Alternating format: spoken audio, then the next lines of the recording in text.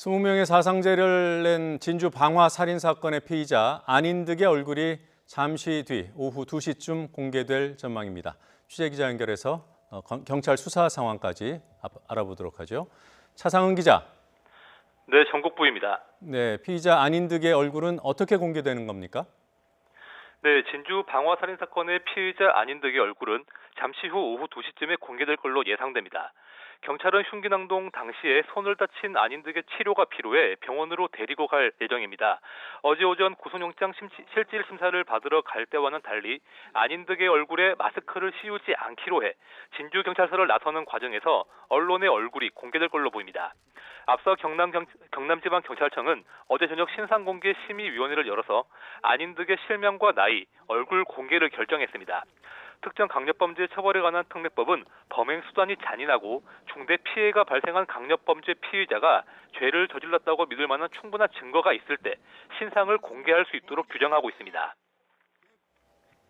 네, 경찰이 마스크를 씌우지는 않지만 본인이 고개를 들지 여부는 카메라를 비춰 볼 때 알 수 있겠군요. 자, 경찰 수사 상황은 어떻습니까? 네, 안인득을 구속한 경찰은 계획범죄의 무게를 두고 수사를 진행하고 있습니다. 어제 경찰이 공개한 CCTV를 보면 방화 3시간 전에 근처 주유소에서 휘발유를 구입한 안인득이 아파트 현관으로 들어오는 모습을 볼 수가 있었는데요. 경찰은 안인득이 우발적으로 저지른 범죄가 아니라 사전에 계획했다는 증거로 보고 있습니다. 하지만 안인득의 범행 동기는 여전히 불투명한 상태인데요. 범죄심리분석관이 안인득과 대화를 나눠보니 단답형 질문에는 어느 정도 정확히 답을 하지만 질문이 구체적이고 길어질수록 논리적인 대화가 힘든 모습을 보였다고 합니다.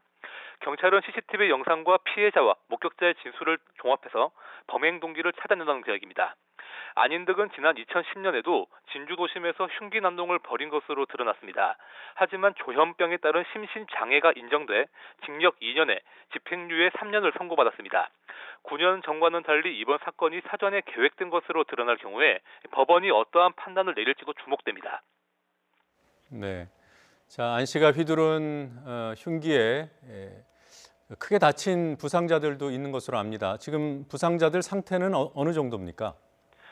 네, 아직 명확하게 파악되고 있지는 않지만 이번 사건으로 발생한 사상자, 즉 이제 이번 사건으로 숨진 사람은 모두 5명이고요. 그리고 중상자가 3명, 경상자가 3명, 그리고 연기 흡입과 정신적인 충격을 받은 사람도 9명으로 집계가 됐습니다.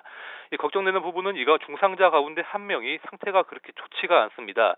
경찰에서는 좀 제법 중한 상태라고는 하는데 정확한 상태까지는 아직까지 확인이 되지 않았습니다만 중상자가 사망자로 늘어나지 않기를 좀 기원해야 될 것 같습니다. 자, 지금까지 차상은 기자였습니다. 수고했습니다.